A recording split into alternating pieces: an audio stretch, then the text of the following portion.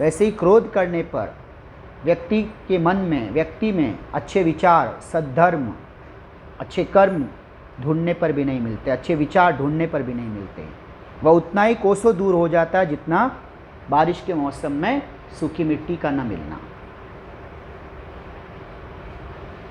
आइए देखते हैं इसके भावार्थ को। कवि कह रहे हैं बरसात के दिनों में मदार और जवासा के पौधे पत्तों से रहित यानी बिना पत्तों के ठूंठ मात्र हो जाते हैं। उन्हें देखकर ऐसा लगता है मानो अच्छे शासक के राज्य में दुष्टों का धंधा जाता रहा यानी खत्म हो गया। धूल खोजने पर भी कहीं नहीं मिलती है। जैसे क्रोध धर्म को दूर कर देता है, उसी तरह वर्षा ने धूल को नष्ट कर दिया है। आइए देखते हैं चौपाई क्रमांक 3।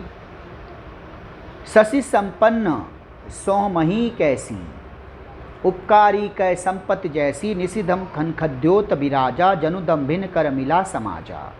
शशि अनाज, अन्न, संपन्न, शशि संपन्न, अनाज से संपन्न, धन धान्य से संपन्न, सोह शोभायमान होना, सुशोभित होना, मही यानी धरती, कैसी, तो जैसे हमारी धरती धन धान्य से संपन्न है, अनाजों से संपन्न है और सुशोभित हो रही है, वैसे ही जैसे उपकारी के संपत्ति जैसी। परोपकारी व्यक्ति जो होते हैं उनकी संपत्ति, यानी परोपकारी व्यक्ति अपनी संपत्ति का उपयोग लोगों की भलाई के लिए, समाज के कल्याण के लिए करते हैं। उसका एक पैसा भी वे अपने लिए, अपने उपभोग के लिए नहीं करते। उनकी कमाई का एक एक अंश दुनिया की, समाज की भलाई के लिए होता है। वैसे ही ये धरती अपने अन्न का एक एक दाना समाज की भलाई के लिए, प्राणियों की भूख प्यास मिटाने के लिए अपने सारे धन धान्य, अपने खनिज को दे देती हैं। और ये धरती वैसे ही शोभायमान होती है जैसे उपकारी की संपत्ति। निसी तम घन खद्योत विराजा, निसी रात, तम अंधेरा, घन बादल, खद्योत जुगनू, विराजा पाए जाते हैं। जनु जैसे, दम्भिन घमंडी, कर हाथ, हाथ मिला मिलाते हैं, समाजा समाज से। रात के अंधकार में जैसे काले बादलों के बीच रात के अंधकार में आसमान से कुछ जुगनू चमकते हुए दिखाई देते हैं और वे कुछ पलों के लिए चमकते हैं और नष्ट हो जाते हैं। उनके उजाले से अंधेरा मिटता नहीं है, रात का अंधकार बल्कि ज्यों का त्यों बरकरार रहता है, बल्कि उनके चमक कर, उनके चमक नष्ट होने के बाद उजाला और अधिक घना, अभेद्य प्रतीत होने लगता है, यानी तकलीफ कम होने की बजाय बढ़ जाती है।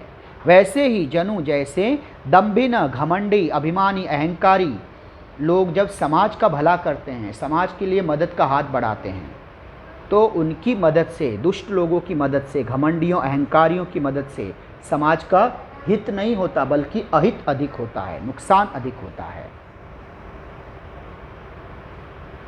तो ऐसे लोगों की मदद लेने से समाज को बचना चाहिए। आइए देखते हैं इसका भावार्थ। अनाज से युक्त लहलहाती हुई हरी भरी खेती पृथ्वी कुछ इस प्रकार शोभायमान हो रही जैसे उपकार करने वाले व्यक्ति शोभायमान होते हैं। रात के अंधकार में जुगनू चारों ओर दिखाई दे रहे हैं, ऐसे उन्हें देखकर लगता है जैसे घमंडियों का समूह एकत्र हो गया हो, इकट्ठा हो गया हो। आइए देखते हैं चौपाई क्रमांक 4। कृषि निरावही चतुर किसाना, जिमी बुध तजहि मोह मद माना, देखियत चक्रवाक खगनाही, कली पाई जिमि धर्म पराही। कृषि खेती, शेती मराठी, हिंदी में खेती। निरावही निराना यानी निराई करना, यानी फसल काटने के बाद उस कटी हुई फसल में से घास, छिलका, वो सब मिट्टी के कण सब अलग निकालना, कंकड़ को अलग करना और अनाज के एक एक दाने को बहुत ही सावधानी से, चतुराई से इकट्ठा करना, यह क्रिया निराना कहलाता है, निराई कहलाती है। चतुर किसाना, समझदार किसान, जैसे समझदार किसान अपनी खेती से निराई करके बहुत ही सावधानी से, चतुराई से अनाज को इकट्ठा कर लेते हैं, वैसे ही जिमी जैसे बुध विद्वान ज्ञानी तज ही त्याग देते हैं, तज देते हैं, किसे मोह मद माना, बुरे विचारों को, लालच लोभ माया मोह, इन सारे बुराइयों को विद्वान व्यक्ति त्याग देते हैं, अपने चरित्र से, अपने जीवन से एक एक कर उससे मुक्ति पा जाते हैं। वैसे ही जैसे चतुर किसान अपनी फसल में से छिलके, अनावश्यक घास फूस को छांट देते हैं, अलग करते हैं और अनाज को अपने पास रखते हैं। वैसे ही ज्ञानी व्यक्ति अपने इस अहंकार, मोह, मद, मान, अपमान की भावना से मुक्ति पाकर अच्छाइयों को अपने पास रखते हैं और अपने चरित्र को सतत उज्जवल करते हैं। देखिए तो चक्रवाक खग नाही, बारिश के मौसम में कहीं पर भी ढूंढने पर भी चकवा पक्षी नहीं दिखाई देता। एक पक्षी है जिसका नाम है चकवा, चक्रवाक। खग यानी पक्षी, देखियत दिखाई, नाही यानी नहीं। बारिश के मौसम में चक्रवाक पक्षी कहीं भी दिखाई नहीं देता है। कली ही कलयुग, 4 युगों को कहा गया है, त्रेता युग, द्वापर युग, सतयुग और कलियुग। आज का दौर कलियुग। पाई पाता है, जिमी जैसे, धर्म यानी धर्म, अच्छाई, सच्चाई, पराही भाग जाता है, पलायन कर जाता है, तेजी से नष्ट हो जाता है। जैसे बारिश के मौसम में चक्रवाक पक्षी ढूंढने पर भी नहीं मिलता, नष्ट हो जाता है, भाग जाता है, दिखाई नहीं देता है, वैसे ही कलयुग आने पर धर्म ढूंढने पर भी नहीं मिलता, धर्म पलायन कर जाता है, अच्छाई और सच्चाई नष्ट हो जाती है। जैसे बारिश के मौसम में चक्रवाक पक्षी नहीं दिखाई देता, वैसे कलयुग में सच्चाई और अच्छाई नहीं पाई जाती, तेजी से नष्ट हो जाती है, चली जाती है। आइए देखते हैं इस चौपाई का भावार्थ। चतुर किसान अपनी फसलों की निराई कर रहे हैं, अपनी फसल से घास फूस निकाल कर फेंक रहे हैं। उसे देखकर ऐसा लगता है जैसे विद्वान लोग मोह मद माया का त्याग कर रहे हैं। बरसात के दिनों में चक्रवाक पक्षी कहीं नहीं दिखाई दे रहे हैं। इससे ऐसा लग रहा है जैसे कलयुग में धर्म पलायन कर गया हो। पलायन करना, तेजी से चले जाना, नष्ट हो जाना, पाया न जाना। अंतिम चौपाई देखिए बच्चों। विविध जंतु संकुल मही भ्राजा, प्रजा बाढ़ जिमि पाई सुराजा। विविध अलग अलग भांति भांति के तरह तरह के जंतु, जीव जंतु, प्राणी, पशु पक्षी, संकुल धरती पर आसपास परिसर में, मही धरती, भ्राजा शोभित होना, शोभायमान होना, सुंदरता बढ़ाना, प्रजा जनता, बाढ़ बढ़ना, बढ़ोतरी होना, वृद्धि होना, जिमी जैसे, पाई पाना, सुराजा सुराज सुशासन, अच्छा शासन, जह तह यहाँ वहाँ, रहे रहते हैं, पथिक राही मुसाफिर, थकी थक कर, नाना नाना प्रकार के, तरह तरह के, जिमी जैसे, इंद्रिय हमारी इंद्रियां, सेंसेस, गण लोग, उपजें उपजना, उत्पन्न होना, ज्ञाना ज्ञान।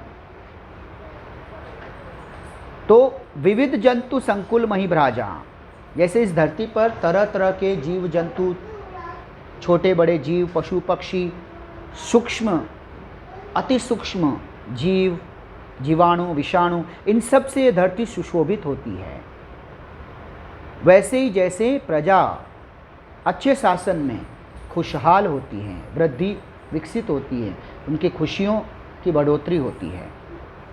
अच्छे शासन के आने पर जनता की खुशियां बढ़ जाती हैं। जह तह रहे पथिक थकी नाना, जैसे लंबी यात्रा करने के बाद थक जाने पर मुसाफिर थक कर यहाँ वहाँ जहाँ भी जगह मिलती है वे बैठ जाते हैं, थोड़ा आराम करते हैं, सुस्ता रहे होते हैं। उसी तरह से जैसे अत्यधिक बहुत अधिक ज्ञान पा जाने पर, लगातार ज्ञान पाने पर, बहुत अधिक ज्ञान पाने पर हमारी इंद्रियां, हमारे शरीर में थोड़ा आलस्य आ जाता है, हमारी शरीर की इंद्रियां शिथिल पड़ जाती हैं, थोड़ी शांत हो जाती है, कमज़ोर हो जाती हैं, हम में वो स्फूर्ति, तेजी, उत्साह थोड़ा कम हो जाता है। यानी कुछ पलों के लिए थोड़ा आलस्य छा जाता है, शरीर में थकान आ जाती है। देखिए कवि कह रहे हैं इस चौपाई में, यह पृथ्वी अनेक प्रकार के जीवों से भरी पड़ी है। यह उसी तरह शोभायमान सुशोभित हो रही है जैसे अच्छे राजा के राज्य में प्रजा की वृद्धि विकास होता है। यहाँ वहाँ अनेक राही थक कर इस तरह ठहरे हुए हैं जैसे मनुष्य को ज्ञान प्राप्त होने पर इंद्रियाँ शिथिल हो जाती हैं। शिथिल, शीतल अलग होता है, शिथिल अलग होता है। शिथिल शांत, कमज़ोर, शीतल ठंडा। यहाँ पे इंद्रियाँ शिथिल हुई, इंद्रियाँ कमज़ोर हो गई, शांत हो गई, थोड़ा सा आलस्य आ गया है। और विषयों की ओर, बुराइयों की ओर, विकारों की ओर जाना छोड़ देती है।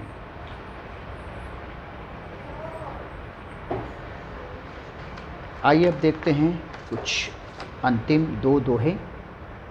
कबहु प्रगट कबहु प्रबल बह मारुत,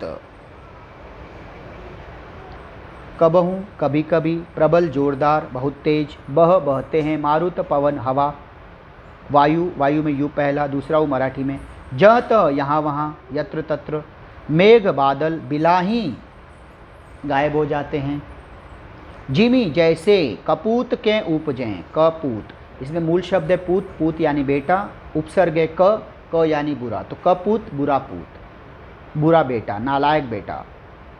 अपोजिट विलोम शब्द होगा सपूत, अच्छा बेटा।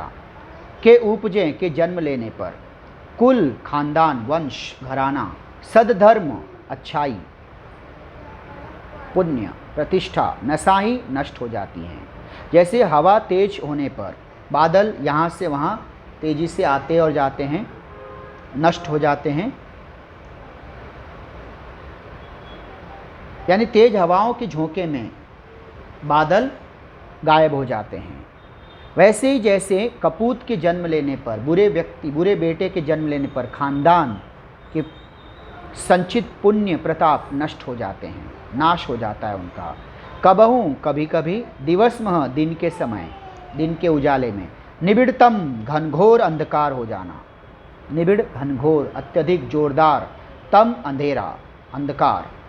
कबहुक और कभी कभी, अचानक, प्रगट दिखाई देना, प्रकट होना, पतंग सूर्य, बिनसई विनाश होना, उपजई उपजना उत्पन्न होना, ज्ञान जिमी जिस तरह से ज्ञान, पाई पाकर, कुसंग बुरे लोगों की संगत, सुसंग अच्छे लोगों की संगत, सत्संग, संग मूल शब्द है कु उपसर्ग है, कु यानी बुरा, कुसंग बुरी संगत, संग मूल शब्द, सु उपसर्ग है, सु यानी अच्छा, सुसंग अच्छी संगत, ये परस्पर विलोम शब्द है, कुसंग सुसंग, बुरी संगत अच्छी संगत।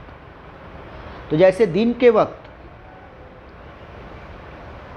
के वक्त अचानक बहुत घनघोर अंधकार छा जाता है कभी कभी, और ऐसे लगता है कि कभी कभी उसके बीच उस अंधकार के बीच सूर्य कुछ पलों के लिए प्रकट होता है, यानी बादलों ने सूर्य को घेर लिया, काले बादलों ने, और सूर्य के उजाले को ढक दिया। वैसे ही जैसे कुसंगत में रहकर आपका जो ज्ञान है वह नष्ट हो जाएगा, और अगर आप अच्छी संगत में रहेंगे तो आपके ज्ञान की वृद्धि होगी। तो संगत का असर है। बादल, काले बादल सूर्य के सामने आ जाए तो सूर्य तक के रोशनी को ढक देते हैं, कुछ पलों के लिए सही, लेकिन सूर्य का उजाला गायब हो जाता है। ये संगत का असर है, इसलिए मनुष्य को अच्छी संगत में अवश्य रहना चाहिए। देखिए इन अंतिम दो दोहों का भावार्थ। कभी कभी वायु बहुत तेज गति से चलने लगती है, बहने लगती है, इससे बादल यहाँ वहाँ गायब हो जाते हैं। यह दृश्य उसी प्रकार लगता है जैसे परिवार में कुपुत्र उत्पन्न होने पर कुल खानदान के उत्तम धर्म यानी श्रेष्ठ आचरण पुण्य प्रताप नष्ट हो जाते हैं। कभी कभी बादलों के कारण दिन में घनघोर अंधकार छा जाता है, अंधेरा छा जाता है, और कभी सूर्य प्रकट हो जाता है। तब लगता है जैसे बुरी संगति पाकर ज्ञान नष्ट हो गया है और अच्छी संगति पाकर ज्ञान उत्पन्न हो गया है। तो बच्चों इस तरह से हमने इस कविता के भावार्थ को देखा। आइए अब हम देखते हैं इस कविता के प्रश्न उत्तर, जो कि बहुत ही आसान है इस कविता की तरह। आइए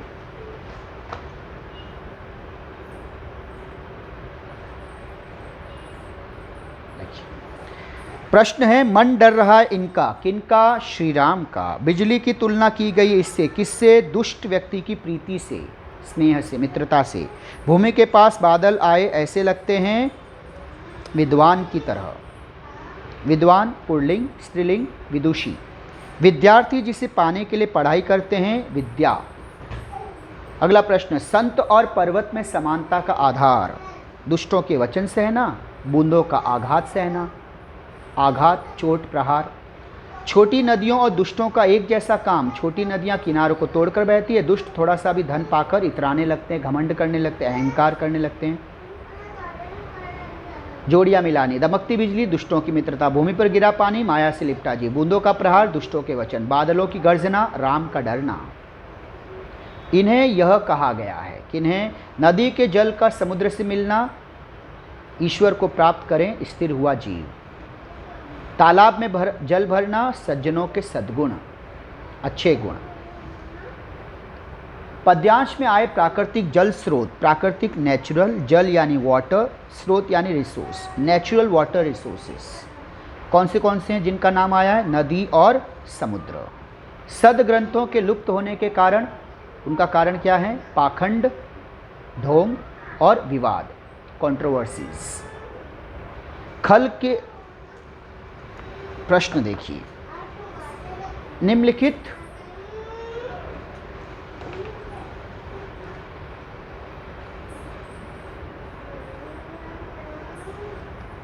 निम्नलिखित अर्थ को प्रकट करने वाली पंक्तियां। संतों की सहनशीलता, ये पंक्ति पोयम में कहाँ है? कविता में। खल के बचन संत सह जैसे, जीव की निश्चिंतता, बेफिक्री, चिंता मुक्त हो जाना। होई अचल जिमि जीव हरि पाई, रास्तों का अदृश्य हो जाना। हरित भूमि तृण संकुल, समुझ परई नहीं पंथ, विद्वानों की विनम्रता, जथा न वहीं बुद्ध विद्या पाए। इसके बाद हम देखें तो पद्यांश में प्रयुक्त शब्द, इन शब्दों के लिए बादल पद्यांश में कहा गया है जलद। मटमैला, इसके लिए कविता में शब्द है ढाबर। विद्वान, इसके लिए कविता में शब्द है बुध। भयानक, इसके लिए शब्द है घोरा। आइए अब हम देखते हैं तत्सम शब्द रूप। तत्सम का मतलब है बच्चों संस्कृत से जो शब्द ज्यों के त्यों, as it is from Sanskrit to Hindi, जो संस्कृत से ज्यों के त्यों हिंदी में आए हों। तो देखिए थिर, इसका संस्कृत शब्द है स्थिर। जथा, यथा, जैसे। सदगुण, सद्गुण, गुण। अघात, आघात। आप कहेंगे सर ये गलत नहीं, ये अवधि भाषा है, ये तत्सम हिंदी। इस तरह से शब्दों के समानार्थी शब्द। जलनिधि, समुद्र, रत्नाकर, सागर। जलधि, गिरी, पहाड़, पर्वत। नदी, सरिता। जल, पानी।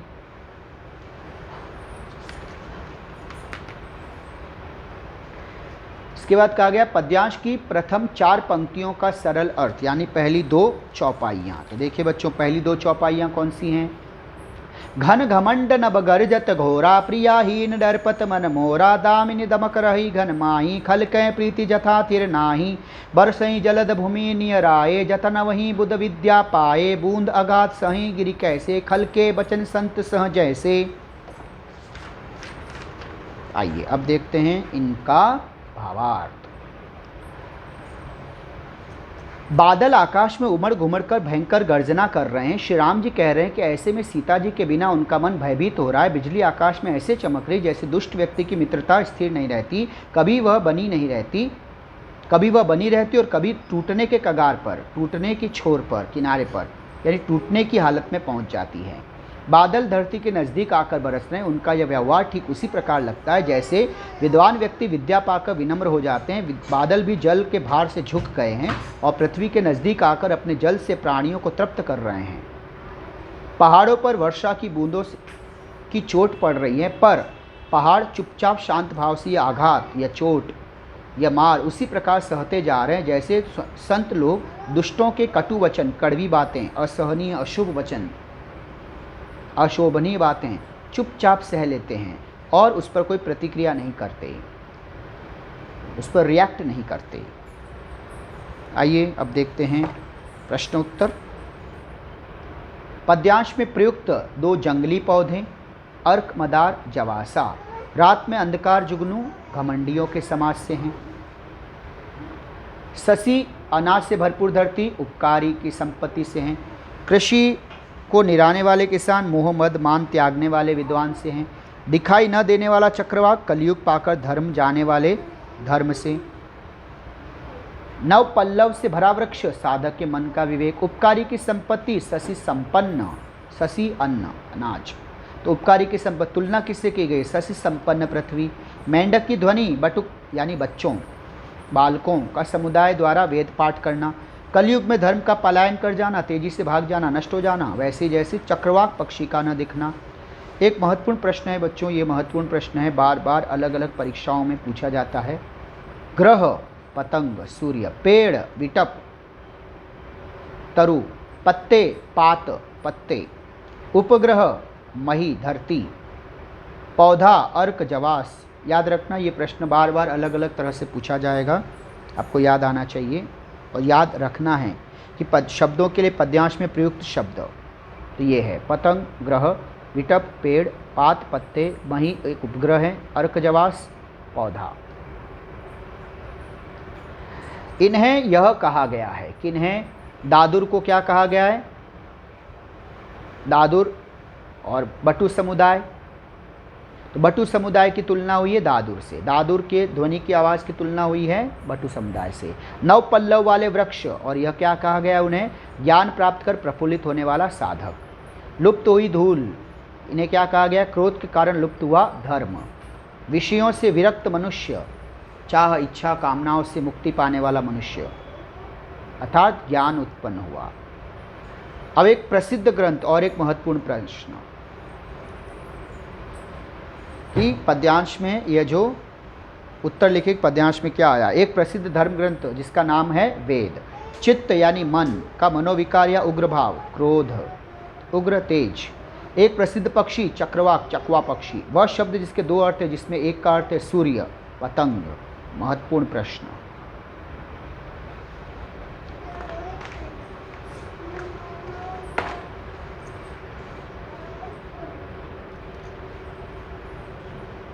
कपूत के कारण कुल खानदान की हानि, जिमि कपूत के उपजे कुल सद्धर्म नसाई। कुसंग से ज्ञान नष्ट होना और सुसंग से ज्ञान उत्पन्न होना। बिन से ही उपजय ज्ञान जिमि पाई कुसंग सुसंग। आइए अब देखते हैं पद्यांश वाले शब्द कविता में जो हैं, तो वो देखिए। उत्तर है हुए भय भयऊ, जैसे जनु जस, इसी तरह से कही कतहूँ, की कई। फिर है लिंग पहचानिए। दादुर मेंढक पुल्लिंग, धुरी धूल स्त्रीलिंग, धर्म पुल्लिंग, प्रजा जनता स्त्रीलिंग। पद्यांश की अंतिम चार पंक्तियों के भावार्थ तो देखते हैं बच्चों। अंतिम चार पंक्तियाँ यानी दोहे। देखिए ये थे हमारे दोहे। कबहु प्रबल बह मारुत जहत मेघ बिलाई, जिमि कपूत के उपजय कुल सद्धर्म नसाई। कबहु दिवस मह निबिड़तम, कबहु प्रगट पतंग, बिन से उपजय ज्ञान जिमि पाई कुसंग सुसंग।